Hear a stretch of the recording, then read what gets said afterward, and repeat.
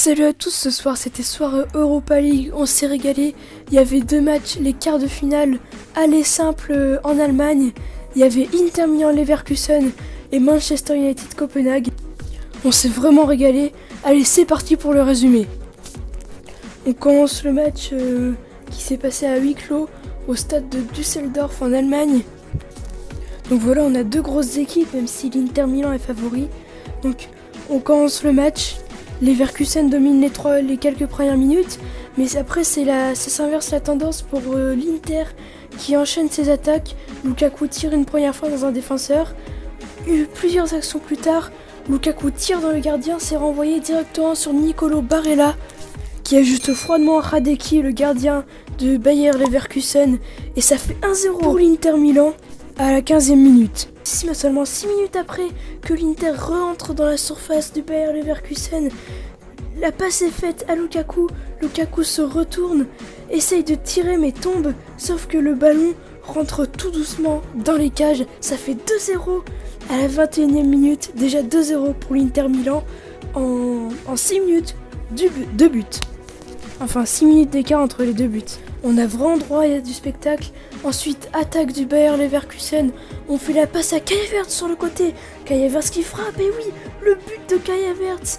Et il réduit le score. 2-1 pour l'Inter Milan. Et but du jeune Kai Havertz qui est pisté par Chelsea, qui fait peut-être un de ses derniers matchs avec le Bayer Leverkusen. On a vraiment droit à du spectacle en l'espace de 10 minutes. Il y a eu 3 buts. À la 24e minute, il y a déjà 3 buts.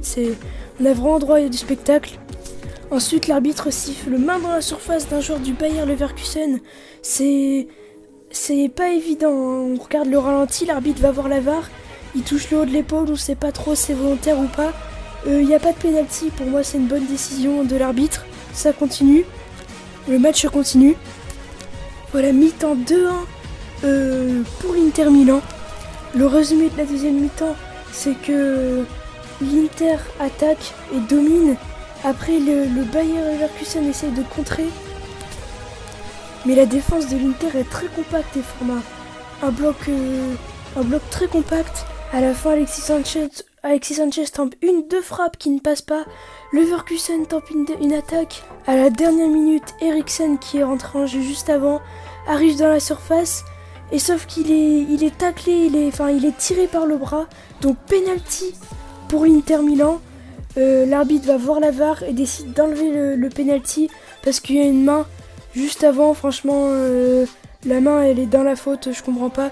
Là, je suis totalement pour la VAR dans la théorie, mais franchement là, l'arbitre qui a très bien arbitré tout le match a vraiment fait n'importe quoi sur la fin. Ça dénature vraiment le foot. Ça me fait penser au match Paris-Real où ils étaient revenus sur la faute de Gana Gueye alors que il y avait Courtois qui avait complètement fauché dans la surface un joueur. Mais bon, c'est comme ça. Ultime attaque de Leverkusen. Le gardien monte, mais malheureusement, il n'arrive pas à marquer. Et l'Inter file donc en quart et se retrouvera soit face au FC Bâle, soit face au Shakhtar. Le match se passe demain. Demain, on saura contre qui l'Inter Milan est en demi-finale. Le joueur du match, pour moi, c'est lui, hein. Nicolo Barella. Il est sur toutes les actions, il se bat, il marque. À un moment, je pensais pas qu'il était aussi fort. Je sais pas si c'est juste parce que je regarde pas beaucoup les matchs de l'Inter, mais vraiment là, excellent match de sa part. Lukaku était très bon aussi. J'ai trouvé très bon, même si y a 2-3 occasions qu'il n'avait pas le droit de rater quand même. Allez, on passe au match suivant. Ah oui, à savoir aussi que si l'Inter Milan gagne l'Europa League, le Stade Rennais est qualifié directement en Ligue des Champions. Manchester United Copenhague. Un match qui paraît très déséquilibré sur le papier et qui n'était pas tant que ça, puisque jusqu'à un peu avant la mi-temps, ça faisait toujours 0-0, jusqu'à ce que le jeune, incroyable révélation cette année, Mason Greenwood, marque, mais son but est finalement refusé par la VAR. Énorme match de Copenhague, vraiment les deux équipes se valaient vraiment. Même s'il n'y avait pas de but, on avait le droit à du spectacle quand même, à des dribbles, des tirs, tout ça, des grosses occasions. C'était vraiment du beau jeu de la part des deux équipes. C'est pas... Quand on allume sa télé pour voir jouer Copenhague, on s'attend pas à voir ça, quoi. Et surtout contre Manchester City en plus. Donc fin du match 0-0, personne n'arrive à prendre le meilleur sur l'autre.